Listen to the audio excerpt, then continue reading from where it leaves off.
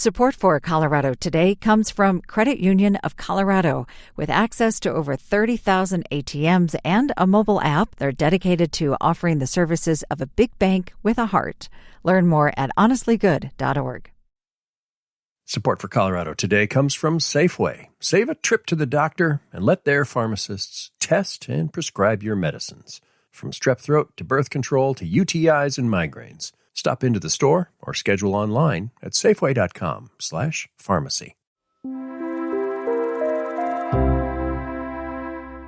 Hey, if you are on or will be traveling on I-70, heads up.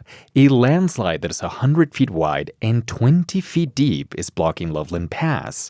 Melting snow made the ground slide onto the road.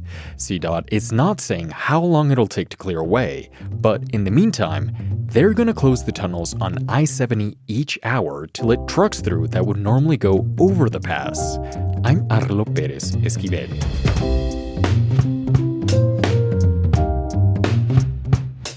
Coming up, leaders of a conservative Colorado county want voters to give them more authority. Is government best at the local level, or is it better by having the General Assembly tell you what you can do and what you can't do?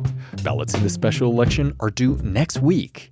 Then, the verdict of a historic trial for a 2020 election denier. It's a huge breakthrough of free speech for First Amendment right. Plus, a garden to put all other gardens to shame. It's a world-renowned spot, to be frank. And you can visit it. It's Tuesday, June 17th. Here's the news in Colorado today. Voters in Douglas County are deciding whether to become a home rule county. The general idea of home rule is that it allows more control for certain local issues, like zoning and local government employment. Ballots are due next week, and it's getting heated, like at this town hall meeting in May. Sir, okay, we do expect order in this room, sir. I will ask the sheriff's office to get involved. Another virtual town hall meeting is scheduled for tonight. Douglas County Commissioner George Teal and his fellow commissioners all support the idea of home rule. In fact, they initiated the process. We see every year the state legislature encroaching in on traditionally local issues with state blanket mandates.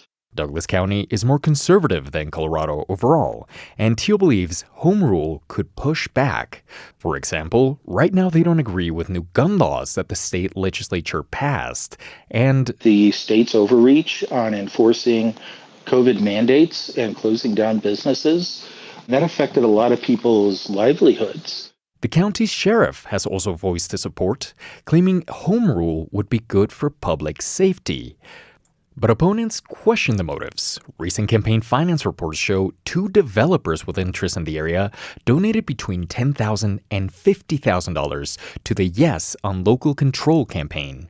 Critics are asking whether these developers could potentially benefit from home rule, since the authority would give the largest impact on unincorporated areas like Highlands Ranch, where they might want to build.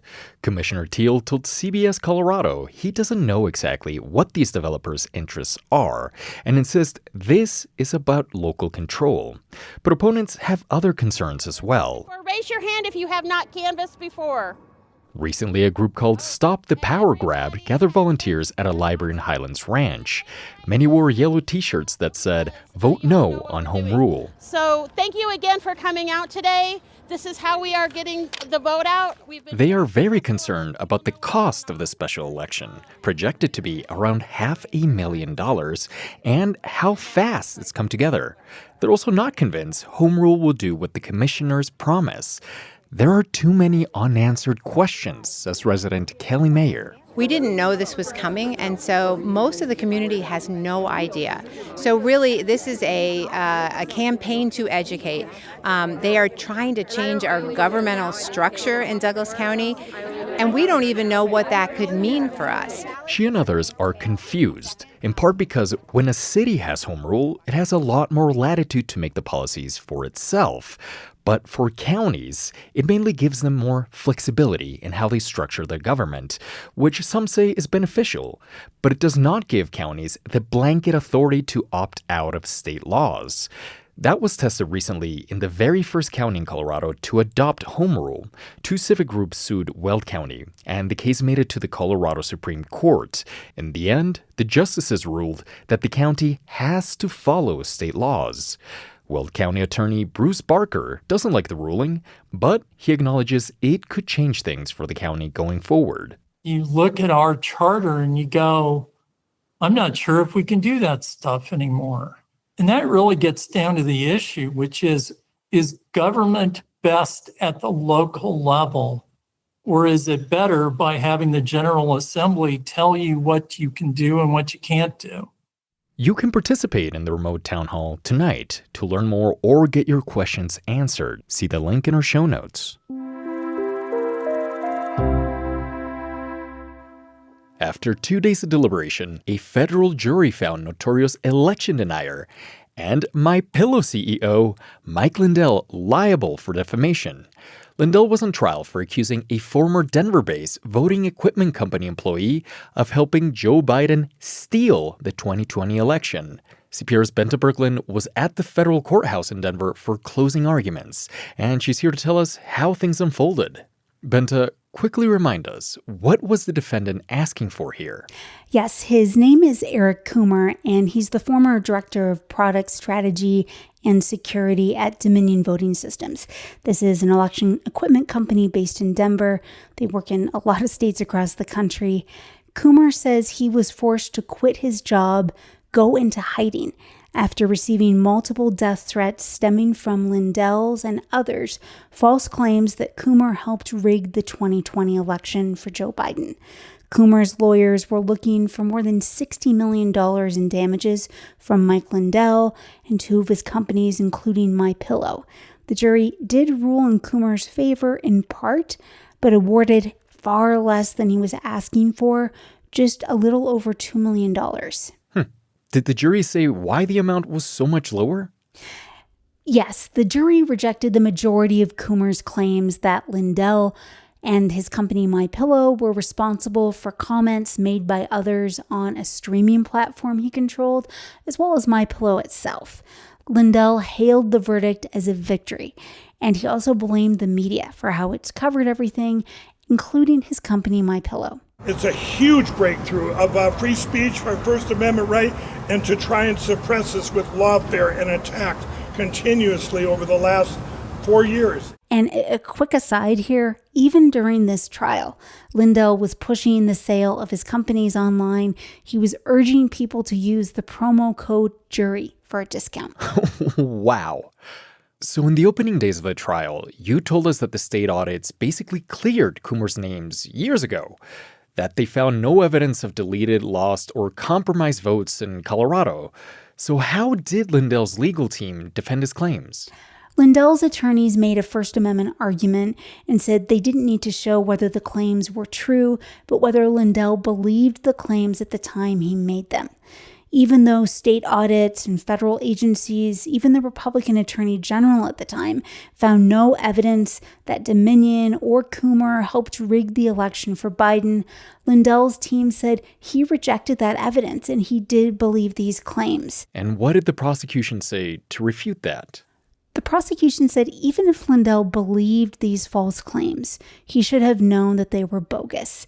And that's another standard in defamation known as reckless disregard for the truth.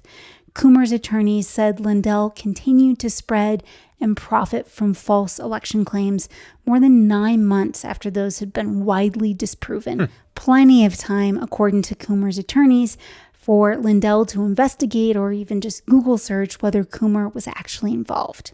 As you mentioned, $2 million is a lot less than $60 million that Coomer sought. Does the award feel like a loss for him, even though Lindell was found liable for spreading false information? I'm sure Coomer would have liked to recoup the full $60 million, but for them, this trial was about more than just money. In closing arguments, Coomer's attorney said even if Coomer didn't get a dime out of this, the goal was to send a broader message that there will be accountability for people who knowingly spread lies, and they hope it'll deter other people working on elections from being targeted. Coomer's team said they were thrilled with this verdict. As for what it means for the broader discussion around election fraud and election security, One of Coomer's expert witnesses said Lindell's falsehoods and what a lot of other people have said have confused the public so badly that it's almost impossible to have a reasoned public conversation about real problems and needs to improve elections. That doesn't mean any of this will stop. Lindell said he plans to appeal the verdict, which does hold Lindell personally liable for some of the statements he made to the tune of $2 million. He wants to appeal that, and he said he intends to keep speaking his mind regardless of this verdict. CPR's public affairs reporter, Bente Birkeland. Thank you so much. Thanks so much. There's a special garden that you can visit this summer in Fort Collins. Have you heard of this? It is the CSU Trial Garden, where you find plants that'll look good and actually grow in Colorado. We have extreme winters, we have extreme summers, we get warm in the day and cool at night. And so this basically puts all these plants to the test.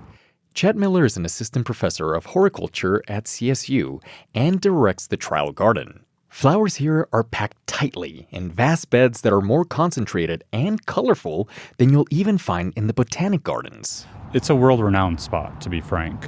We have international breeders that enter stuff, and when we have our field days, we have international folks, and we are on the gateways to the Rocky Mountains, and so we have a lot of tourists, and this is a tourist spot. The idea behind this is Colorado is brutal for gardening. My chili plant can attest to that. With those big swings in temperature, plus the intense sun, high elevation, the winds that dry everything out, and then there's the hail. So companies breed plants and then submit them to CSU for testing. And it gives the homeowners, the general public, because this is open to the public, it gives them the opportunity to come and see what plants do well in this region with a little extra care. And it also then shows the growers and the breeders how well their product works in this region. When I say region, we're talking kind of the Intermountain West, and so it's not just Colorado, but you could go up into Wyoming and Idaho, all the way down in New Mexico, areas like that. If the plant performs well and are in demand, they can show up in local garden centers and big box stores for next season. In August, the Trial Garden has a field day, and you can vote for your favorites.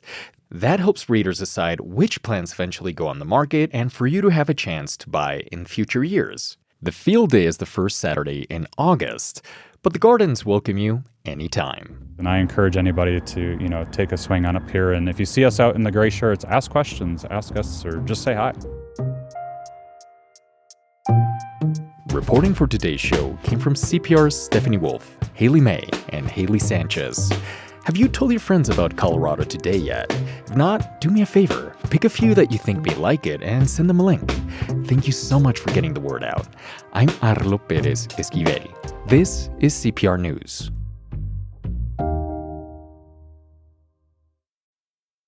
Support for Colorado Today comes from Safeway. Save a trip to the doctor and let their pharmacists test and prescribe your medicines. From strep throat to birth control to UTIs and migraines. Stop into the store or schedule online at safeway.com/pharmacy. Support for Colorado Today comes from Credit Union of Colorado. With access to over 30,000 ATMs and a mobile app, they're dedicated to offering the services of a big bank with a heart. Learn more at honestlygood.org.